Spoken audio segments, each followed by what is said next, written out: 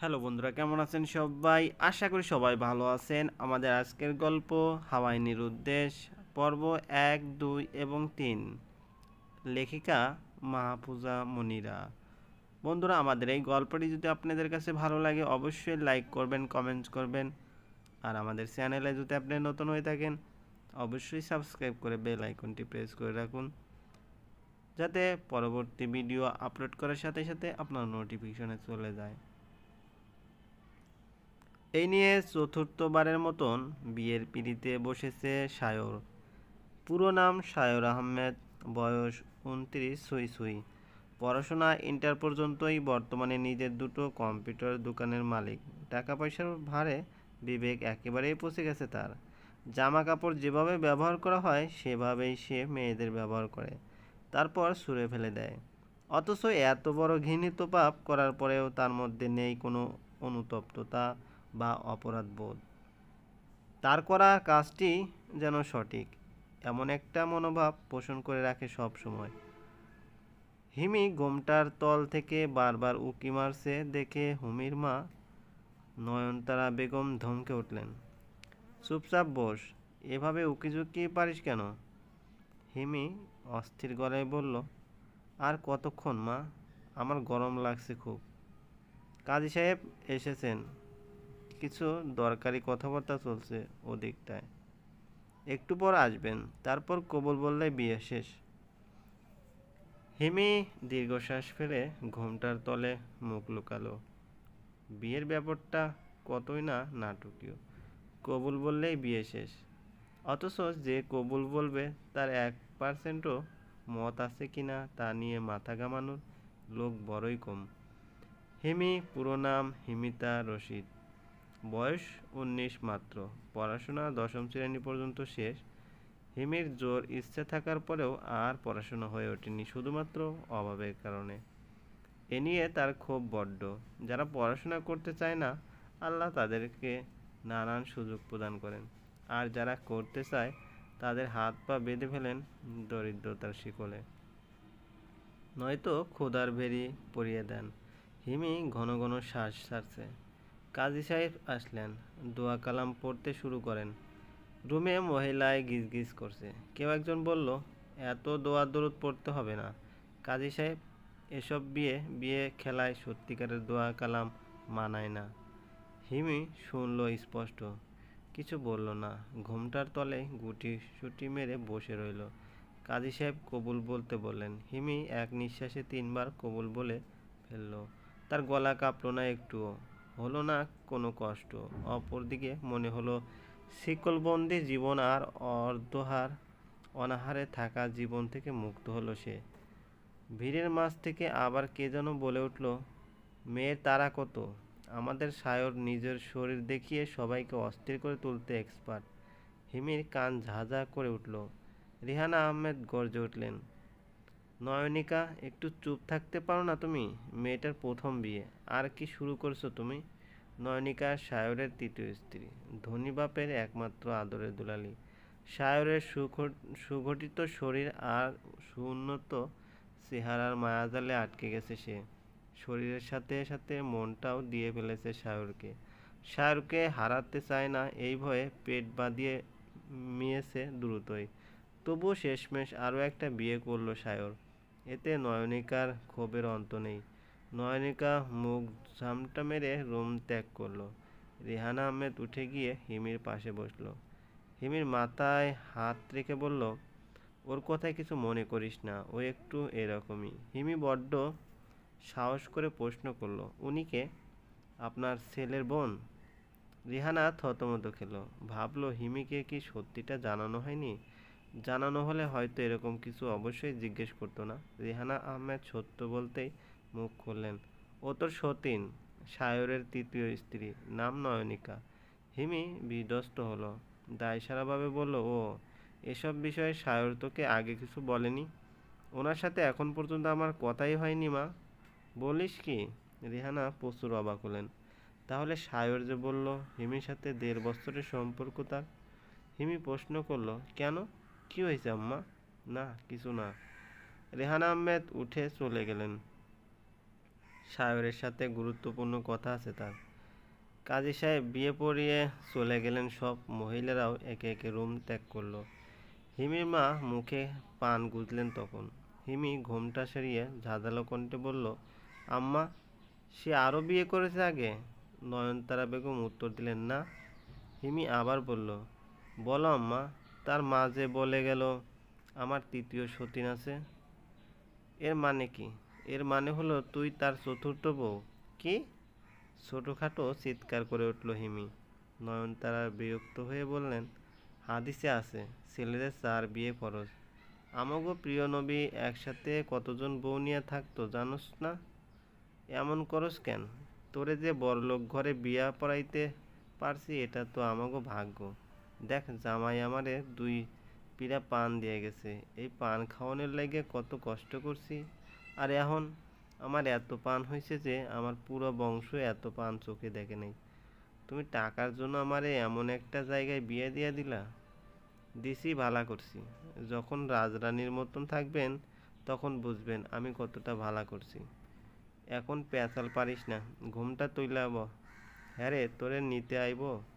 হিমি আরও কিছু বলতে যাচ্ছিল, তার আগে রেহানা আহমেদ এলেন, সাথে আরও মহিলা। তারা হিমিকে নিয়ে যাবে এবার। হিমির মা হিমিকে ধরে মায়া কান্না জুড়ে দিলেন। হিমি কিন্তু একটুও কাঁদল না। জীবনের প্রথম এত সুন্দর করে সাজানো হয়েছে তাকে। কেঁদে কেটে এই সাজ নষ্ট করতে চায় না সে। নয়নিকা আরও 2জন মেয়ে মিলে বাসর ঘর এনে বসিয়ে দেয় হিমিকে। মেয়ে 2জন চলে যায়। নয়নিকা হিমিকে আগাগোড়া দেখে নিল। খাটের এক পাশে বসে বলল, আমার বাসররা তো এখানে কাটছে। সায়র এত এত আদর করছে আমায়, এই খাটের উপরেই চেপে ধরছিল আমাকে। ইস, ভাবলে গা শিউরে ওঠে এখনো। হিমির বমি পাচ্ছে, গা গুলোচ্ছে বারবার। পোলাওয়ে বেশি ঘি ছিল বলেই কি এমন লাগছে, নাকি নয়নিকার কথা শুনে? নয়নিকা বলে চলে, শোনো মেয়ে, সায়র শুধুই আমার। এখন গর্ভবতী বিদায় আমি তাকে বিছানায় সুখ দিতে পারছি না, তাই এই বিয়ে খেলা। যখন বাবু হয়ে যাবে সায়র তোমাকে ছুঁড়ে ফেলে দিবে, আবার আমার কাছে চলে আসবে ও। হিমির ইচ্ছে করছে চোয়ার মেরে গাল লাল করে দিক, লাথি মেরে কোমর ভেঙে দিক। আবার পেটে বাচ্চা আছে ভেবে তার ইচ্ছে দমন করলো সে। মুখের উপর থেকে ঘোমটা তুলে নয়নিকার দিকে তাকিয়ে বলল, বাচ্চা নেওয়ারই বা কী প্রয়োজন? যাদের চাহিদা শুধুই সেক্স তাদের কাছে বাচ্চার কথা শুনলে আমার হাসি পায় আপু। নয়নিকার গা জ্বলে গেল কথাটা শুনে। কি সুন্দরভাবে অপমান করলো মেয়েটা তাকে। নয়নিকা ক্রোধিত হয়ে কিছু বলতে যাচ্ছিল, তার আগেই সায়র রুমে প্রবেশ করে। নয়নিকা উঠে দাঁড়ায় তাকে দেখে। সায়র বলল, এখানে কি? নয়নিকা আমতা আমতা করে, ইয়ে মানে, যাও এখান থেকে। সায়রের ধমকে নয়নিকার চোখ লাল হয়। সে এক প্রকার ছুটে চলে যেতে নিলে সায়র তার ধরে তাকে হ্যাঁচকা টানে বুকের মধ্যে নেয়। মাথায় হাত বুলিয়ে দিয়ে বলে, রাগ করলে কিছু করার নেই নয়ন, কিন্তু এমনভাবে চলাফেরা করো না যে আমার অনাগত ভবিষ্যতের কোনো সমস্যা হয়। আস্তে ধীরে হাঁটতে শেখো। নয়নিকার বুক ঠান্ডা হয়, বলল, হুম। হিমি সবটা দেখল। ঘোমটার তলে মুখ লুকালো আবার। চোখে পানি চলে আসছে, গলা ভরে উঠছে বমি। নয়নিকা চলে গেলে সায়র দরজা আটকে হিমির সামনে এসে দাঁড়ায়। ঘোমটা তুলে দিতে হিমি গড়গড় করে বমি করে দেয় সায়রের পায়ের কাছে। চলবে। হাওয়ায় নিরুদ্দেশ। লেখিকা মাহফুজা মনিরা। পর্ব 2। সায়র আয়সী ভঙ্গিতে পায়ের উপর পা তুলে বিছানায় বসে আছে। এক হাতে জ্বলন্ত সিগারেট তার। সিগারেট টেনে ছাইগুলো হিমির মুখের উপর ছুঁড়ে ফেলল। হিমি গুটিয়ে গেল। ভয়ার্ত চোখে সায়রের দিকে তাকিয়ে রইল। সায়র ভ্রুকুচকে হিমির দিকে তাকাতেই হিমির চোখ নামিয়ে ফেলল। সায়র বিরক্ত গলায় জিজ্ঞেস করল, কি? হিমি বুঝল না, পাল্টা জবাব বলল, কি? সায়র বিরক্ত হলো আরও। কথা না বলে সিগারেটে টান দিল। হিমি আবার নতজানু হয়ে গেল। গলার স্বর খাদে নামিয়ে বলল, সরি। ধোঁয়া ছাড়তে ছাড়তে সায়র বলল, কেন? আপনার পায়ের উপর বমি করে দিছি তাই। বমি আসলো কেন?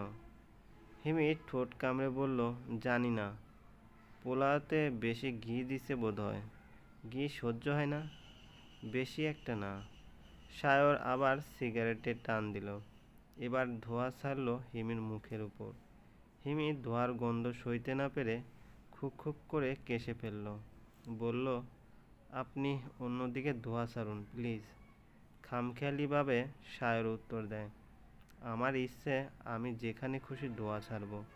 এই পুরো বাড়ি আমার। হিমি বিড়বিড় করল, তাও ঠিক, এই পুরো বাড়ি আপনার। সিগারেট শেষ। অ্যাশট্রেতে ফেলে দিল ফিল্টারটুকু। তারপর উঠে দাঁড়িয়ে হিমিকে বলল, চটপট জামা কাপড় খুলে ফেলো। হিমি চোখ কপালে তুলে ফেলে অবাক গলায় বলল, কি, কেন? সায়র প্রচুর বিরক্ত হয়। নাক মুখ কুঁচকে বলে, বাসর রাতে কী করতে হয় জানো না? হিমি লজ্জায় মাথা নত করে ফেলে। ঠোঁট কামড়ে ধরে, হাত দিয়ে খামচে ধরে বিছানার চাদর। কাঠ হয়ে বসে থাকে কাঠে অনেকক্ষণ। সায়র বিরক্ত হয়ে বিছানায় বসল। কঠোর গলায় বলল, সমস্যা কি? কি করতে বললাম? বসে আছো কেন? হিমি লজ্জা মিশ্রিত গলায় বলল, আমি পারবো না। কি পারবে না? আমি জামা কাপড় খুলতে পারবো না। ও ঠিক আছে, আমি খুলে দিচ্ছি। সায়র হিমির দিকে উদ্যত হয়। হিমি লাফ দিয়ে খাটের উপর দাঁড়িয়ে পড়ে। এক কোণায় গিয়ে মাথা এদিক ওদিক নাড়িয়ে বলে, প্লিজ প্লিজ কাছে আসবেন না, আমার পিরিয়ড চলছে। হিমির ঠোঁট শুকিয়ে গেছে। ভয়ে তোতলাতে লাগে সে। সায়র এবার বিরক্তকর চরমে। তবু নিজেকে শান্ত রেখেছে। শীতল গলায় বলল, পিরিয়ডের মধ্যেই হবে, আসো, কাছে আসো। হিমির হাত পা ঠান্ডা হয়ে গেল এবার। মনে মনে ছোড়া আওড়ালো সে। এ কার সাথে বিয়ে হলো তার? হিমিকে দেখে মনে হচ্ছে না সে কাছে আসবে। তাই সায়র আবার বলল, স্বামীকে সুখী করা উত্তম, জানো না? আসো, কাছে আসো। হিমি মাথা নিচু করে ফেলল। রাগে দুঃখে চোখে পানি চলে এসেছে তার। ছোটবেলা থেকে একটা স্বপ্ন ছিল তার, বাসর রাতে স্বামীকে নিয়ে রাতের আকাশ দেখবে, দুজনে দুজনকে চিনবে জানবে, তারপর শুরু করবে দাম্পত্য জীবন। এভাবে হুট করে এসবের জন্য একেবারেই তৈরি ছিল না হিমি। সায়র এবার প্রায় ধমকে উঠল, সমস্যা কি? কাছে আসতে বললাম না? হিমি কেঁদে ফেলল ধমকের চোটে। ঘাবড়ে গেছে। ঘাবড়ানো গলায় কেঁদে কেঁদে বলতে লাগলো, এ সময়ে এসব করা হারাম, আর এ সময়ে এসব করলে মেয়েদের কষ্ট হয় খুব। স্ত্রীর যেমন স্বামীকে সুখ রাখতে হয়, তেমনি স্বামীরও উচিত স্ত্রীকে সুখী রাখা। তবুও আপনি জোর করলে আমি রাজি আছি। পরকালে গিয়ে এর জন্য আল্লাহর কাছে কৈফিয়তটা আপনিই দিয়েন, বলে রাখলাম। হিমি এগিয়ে আসে, ঘুমটা খুলে ফেলে, আঁচল সরায় বুক থেকে। চোখ বুজে আছে সে। পানি গড়িয়ে পড়ছে বন্ধ চোখ থেকে। সায়রের কি যেন হলো, মনের কোথাও টান লাগলো একটা। খস করে কামড়ে ধরল বুকের ভিতরটা। একটানে হিমিকে নিজের কাছে নিয়ে নিল। হিমি ভয় পেয়ে যায়। এই বুঝি ঝাঁপিয়ে পড়বে সে তার শরীরের উপর, কিন্তু না, সায়র ঝাঁপিয়ে পড়ে না। আঁচলটা বুকে তুলে দিয়ে হিমির চোখ জোড়া মুছে দিল। মাথায় হাত রেখে আশ্বস্ত সুরে বলল, ঘুমাও, রাত হয়েছে অনেক, গুড নাইট। হিমি অবাক হয়ে চোখ খুলে তাকায়। সায়র হিমিকে ছেড়ে বিছানায় শুয়ে পড়েছে ততক্ষণে। হিমি অবাক হয়ে যখন সায়রের দিকে তাকিয়ে সায়র কপালের উপর হাত রেখে বলল, এভাবে তাকিয়ে আছো কিসের জন্য? শাড়ি টাড়ি খুলে ফেলো, তারপর ঘুমাও গো। হিমি জি জি বলে উঠে গেল। আয়নার সামনে ঝিম মেরে দাঁড়িয়ে আছে হিমি। লোকটাকে নিতান্তই বদপুরুষ ভেবেছিল সে। তাহলে তার এই ভালো মানুষের চেহারাটা আসলো কোত্থেকে? নাকি প্রথম দিন এই বাড়িতে এই জন্যই এসব ভালো মানুষের রূপ দেখালো? কি জানি। হিমি সাথে পাশে অঙ্কে মেলাতে পারে না। মাথা ব্যথায় টনটন করছে সে। আয়নার ভেতর দিয়ে দেখলো পিছনের বিছানায় হাত পা মেলে আরামসে ঘুমাচ্ছে সায়র।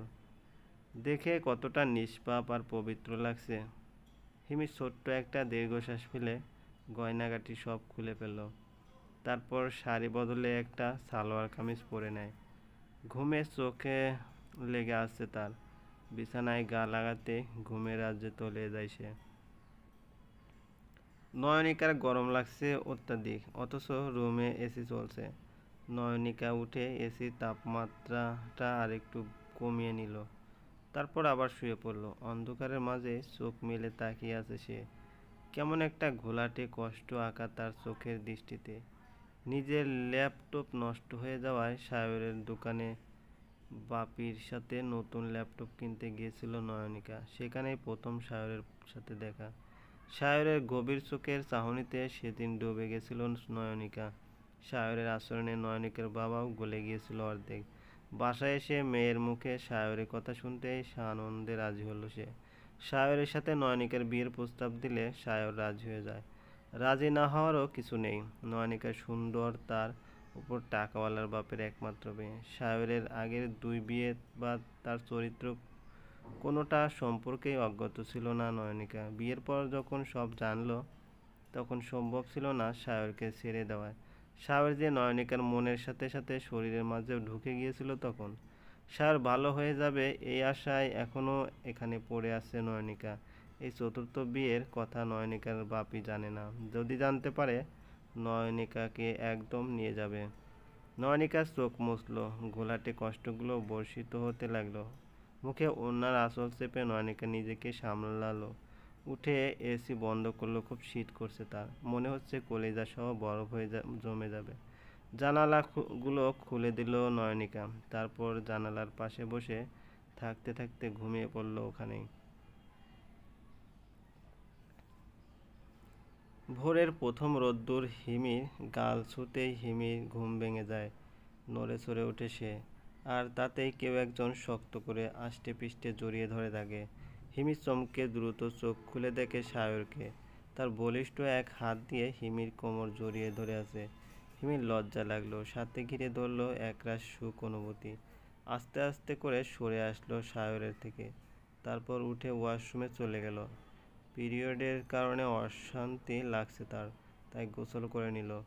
ভেজা চুলে যখন গোসলখানা থেকে বের হলো, সায়র তখন বিছানায় বসে ফেসবুক স্ক্রল করছে। হিমিকে ভেজা চুলে দেখে এক মুহূর্তের জন্য থমকালো। মুগ্ধ দৃষ্টিতে হিমির দিকে তাকালো। হিমি লজ্জায় গুড়িয়ে যাচ্ছে তাতে। আচমকা সায়র বলল, এত লজ্জা পাও কেন তুমি? হিমি কম্পিত গলায় জবাব দিল, লজ্জা নারীর ভূষণ। তাই বলে এত লজ্জা, তাও স্বামীর কাছে? আপনি এখনো পুরোপুরি পরিচিত নন, তাই একটু লজ্জা লাগছে। যখন পুরোপুরি পরিচিত হবেন, তখন আর লজ্জা লাগবে না। সায়র বিছানা ছেড়ে উঠে আসলো। হিমির একদম কাছাকাছি এসে দাঁড়াতেই হিমির গায়ের পশম কাটা কাটা দিয়ে উঠল। বুকের ভিতর ছলাৎ করে উঠল। চিবুকের সাথে থুতনিটা লাগিয়ে ফেললো একদম। সায়র হিমির দিকে একটু ঝুঁকে বলল, কত কাছে এলে তোমার পরিচিত হব আমি? হিমি জবাব দিতে পারল না। থরথর করে কাঁপছে সে। এই বুঝি জ্ঞান হারাবে? সায়র আরেকটু আগায়। হিমি আর্তনাদ করে ওঠে, প্লিজ কাছে আসবেন না, আমি জ্ঞান হারাবো মনে হচ্ছে। প্লিজ প্লিজ দূরে যান। সায়র ঘর কাঁপানো হাসি হেসে বলল, জ্ঞান হারাবে? হারাও জ্ঞান, আমি দূরে যাচ্ছি না, দেখি তুমি জ্ঞান হারাও। হিমি করুণ দৃষ্টিতে সায়রের দিকে তাকাতেই সায়র বলল, লাভ নেই। এমন সময় দরজায় ঠকঠক আওয়াজ পড়ল। কাজের মেয়ে শিমুল চেঁচানো গলায় বলল, দা ভাই, আম্মায় আপনাগো উঠবার কইছে, নাস্তার টেবিলে দেয়া দিছি। শিমুলের গলা মিলিয়া যেতেই শোনা গেল নয়নিকার গলা, সায়র, ঘুম হয়নি তোমার নাকি বউকে সোহাগ করা হয়নি? নয়নিকার গলায় স্পষ্ট রাগ, সাথে অভিমান। হিমির মন খারাপ হয়ে গেল নিমিষেই। সায়রের থেকে দূরে দাঁড়ালো। চুল থেকে গামছা খুলতে খুলতে বলল, আপনার বউ চলে এসেছে, ডাকছে আপনায়। হিমির গলা কাঁপছিল। সে কি কাঁদছে? সায়র হিমির চোখের দিকে তাকাতেই হিমির চোখ বুজল। অন্যদিকে ফিরল। ওদিকে নয়নিকা ডেকে যাচ্ছে। সায়র হিমিকে পর্যবেক্ষণ করা বাদ দিয়ে গিয়ে দরজা খুলল। নয়নিকা হুড়মুড়িয়ে ভিতরে ঢুকতে নিতেই সায়র তাকে দুহাতে আঁকড়ে ধরল। কতবার বলেছি এভাবে দ্রুত চলাফেরা করবা না তুমি। তবুও সায়রের বুকে মাথা রেখে নয়নিকা ঠান্ডা গলায় বলল, সরি। সরি? যদি কোনো ক্ষতি হয়ে যায় তো? হবে না, তুমি আছো তো। আমি তো সব সময় থাকবো না নয়ন। নয়নিকা মাথা তুলে সায়রের দিকে দৃষ্টি তাক করলো। প্রশ্নবিদ্ধ চোখে বলল, কেন, কই যাবা? চতুর্থ বউয়ের কাছে। কথাটায় বিদ্রুপ ছিল খানিক। হিমিও অগ্নিদৃষ্টিতে নয়নিকার দিকে তাকালো। নয়নিকাও তাকালো হিমির দিকে। হিমির ভেজা চুল চোখে পড়তেই তার বুকের কম্পন বহুগুণ হলো। সায়রের আদরের ভাগ কি শেষমেশ হয়ে গেল? নয়নিকার কান্না পেল খুব। সায়র নয়নিকাকে নিজের থেকে সরিয়ে নিয়ে বলল, আজে বাজে কথা ভালো লাগে না, আমি ফ্রেশ হতে গেলাম। সায়র বাথরুমে ঢুকে যায়। নয়নিকা ব্যঙ্গাত্মকভাবে বলল, রাতে ভালোই আদর সোহাগ পাইছো, তাই না? হিমিও ঠোঁট উল্টে বলল, হ্যাঁ পাইছি তো। নয়নিকা তেড়ে এসে হিমির গালে টিপ দিয়ে ধরল, কিচ্ছু বলবো না এখন, বাবুটা হোক জাস্ট। তোর কত পাখা গজাইছে সব ছুড়াবো আমি। লাথি মেরে যদি এই বাড়ি থেকে তোকে বের না করি তবে আমিও নয়নিকা না। নয়নিকাকে ঠেলে সরিয়ে দেয় হিমি। ইচ্ছে করছে গলা টিপে ধরুক। শুধু গর্ভবতী দেখে হিমি কিছু করল না। বলল, কে কাকে লাথি মেরে বের করবে সেটা দেখা যাবে। শিমুল আবার এলো। আম্মা আপনাকে ডাকে। কয়বার কমু? নয়নিকা আগুন চোখে হিমিকে একবার দেখে নিয়ে শিমুলের সাথে চলে গেল। এর কিছুক্ষণ পর হিমিও নিচে নেমে গেল। চলবে। হাওয়ায় নিরুদ্দেশ। লেখিকা মাহফুজা মনিরা। পর্ব ৩।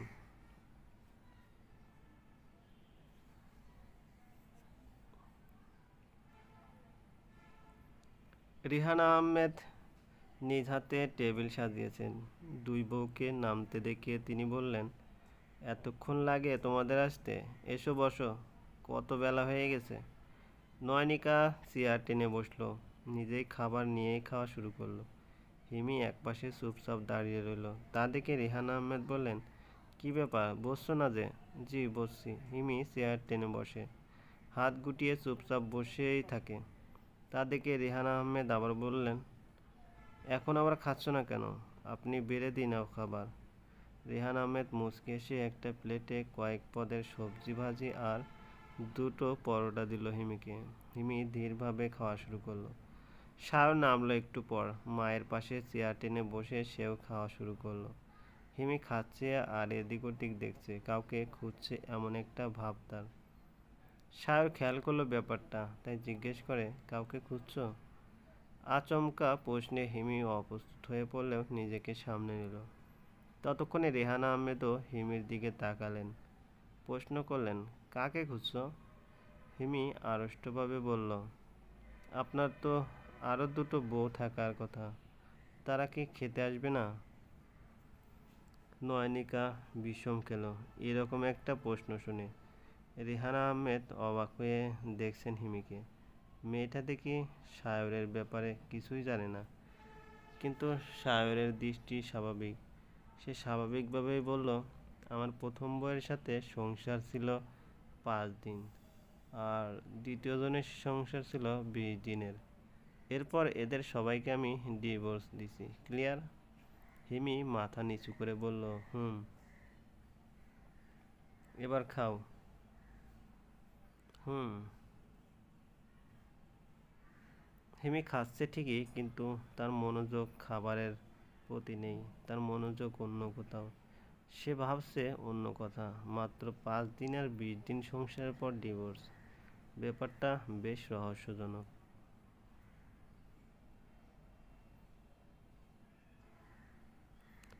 দুজন মহিলা এসেছে নয়নতারা বেগমের কাছে।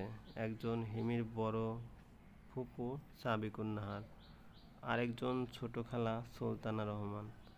হিমির বিয়েতে এরা কেউই উপস্থিত ছিল না। এক প্রকার ঘরোয়াভাবে কাউকে না জানিয়ে হিমির বিয়ে দিয়েছিলেন নয়নতারা বেগম। সাবিকুন নাহার বলেন, আমাকেও জানানোর প্রয়োজন মনে করলে না তুমি? বলতে চাইছিলাম আপা, কিন্তু ছেলের বাড়ি এত তাড়া ছিল। কথার মাঝে বাধা দিল সাবিকুন নাহার। থাক, আর বোঝাতে হইব না। ফিডার খাই না আমরা। শ্বশুরবাড়ি কই? কেন আপা? জিগাইছি কইয়া দিবা, এত জিগানোর কি কাম তোমার? ধমক পেয়ে নয়নতারা চুপসানো গলায় বলল, ঝোপপাড়া, আহমেদ বাড়ি। ও তো দূর। হুম। তোমার মতিগতি তো ভালোই ঠেকতেছে না আমার। আমাগো তো জ্বালাই নাই না, আবার কত দূরে বিয়াও দিয়ে দিলা। সমস্যাটা কি তোমার? নয়নতারা উত্তর দিল না। সাবিকন্যাহার তার ছেলে আরাবকে ফোন দিল, জানালো ছেলে যেন আসে এখানে, সে এখনই ঝোপপাড়া যাবে হিমির কাছে। বাপ মরা মায়েডারে না দেখা অবধি তার শান্তি মিলব না। কিছুক্ষণ পর আরাপ এসে সাবিকন্যাহারকে নিয়ে চলে গেল। নয়নতারা মুখ বাঁকিয়ে বললেন, মরণটা কেমনে খবর পাইল যে বিয়া দিছি হিমির? সুলতানা বলল, আকাশে চাঁদ উঠলে কি ঢাকবার পার বাবু? দেখো গা, আশেপাশের কেউ হেরে খবর দিছে বোধহয়। আইসা ঠিকানা লইয়া গেল, বড় টেনশন লাগতেছে। ওইখানে যাইয়া আবার কি আকাম গড়াইব কে জানে। পোলার না আর একটা বউ এখনো আছে বাসায়। তাইলে কাম সারছে, গিয়া নির্ঘাত চিল্লাফাল্লা কইরা বাড়ি মাথায় তুলব হে। নয়নতারা আফসোসের গলায় বললেন, কেন যে আসল ঠিকানাটা দিলাম।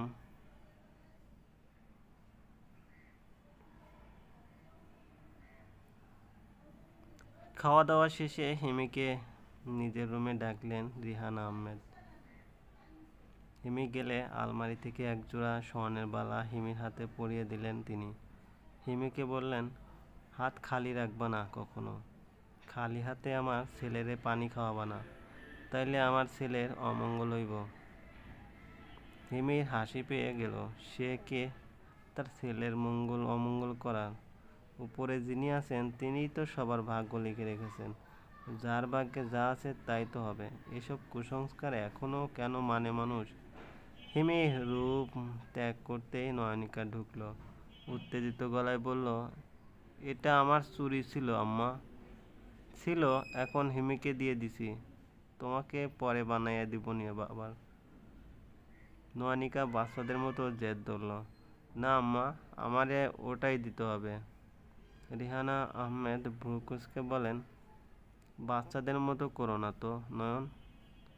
আম্মা, আমি ওটাই চাই, এখনই ফেরত দিতে বলেন। নয়ন, বাড়াবাড়ি করছো কেন বাচ্চার মতো? বললাম না তোমায় পরে বানিয়ে দেবো এরকম। যাও, তোমার ঘরে যাও। নয়নিকা গেল না, বারবার এক কথা বলেই চেঁচাতে লাগলো যে তার ওগুলো এখনই চাই। এতে রেহানা আহমেদ বেশ বিরক্ত হলেন। শেষমেশ নয়নিকার সাথে না পেরে ঠান্ডা গলায় বললেন, আমি সায়রকে ডেকে দিই, তুমি তার কাছেই আবদার করো। রিহানা আহমেদ শিমুলকে দিয়ে সায়রকে ডেকে পাঠালেন। সায়র এলে নয়নিকা নেকা কান্না জুড়ে দিল। আমার হাতের জিনিস অন্য কেউ কেন ব্যবহার করবে সায়র? আমার তো এসব সহ্য হচ্ছে না। নিজের স্বামীকে পর্যন্ত ভাগ করে ফেলেছি, আর কি কি ভাগ করব? তোমার দেওয়া হাতের চুড়িটাও। সায়র বলল, আমাকে যেখানে ভাগ করে ফেলেছো সেখানে চুরি এমন কি জিনিস নয়ন? নয়নিকা ছলছল চোখে সায়রের দিকে তাকালো। সায়র হতাশ শ্বাস ফেলে বলল, ঠিক আছে, আমি এনে দিচ্ছি। গলা উঁচু করে হিমিকে ডাকার আগেই হিমি রুমে এলো। দরজার আড়ালে দাঁড়িয়ে সবটাই দেখেছে, শুনেছে সে। হাতের ছুরিটা নয়নিকার হাতে রাখলো ধিম করে। কাটা কাটা গলায় সায়রের দিকে তাকিয়ে বলল, অন্যের মাল আমার চাই না। নয়নিকা বিদ্রূপের গলায় বলল, অথচ অন্যের মালই তোমার স্বামী। হিমি কড়া দৃষ্টিতে নয়নিকার দিকে তাকিয়ে রইল কতক্ষণ। রিহানা আহমেদ নয়নিকার ধমকে উঠলেন, নয়ন, সবসময় আলতু ফালতু কথা।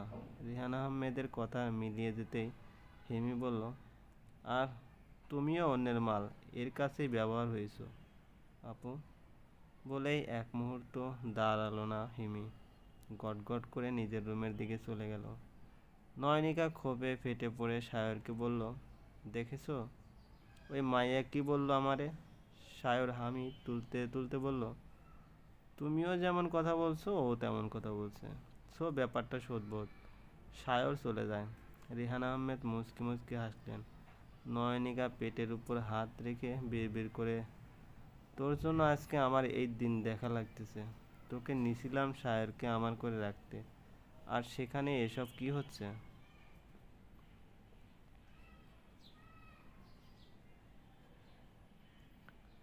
সায়র রুমে ঢুকতে গেটের সামনে দুদিকে হাত প্রশস্ত করে দাঁড়ালো হিমি।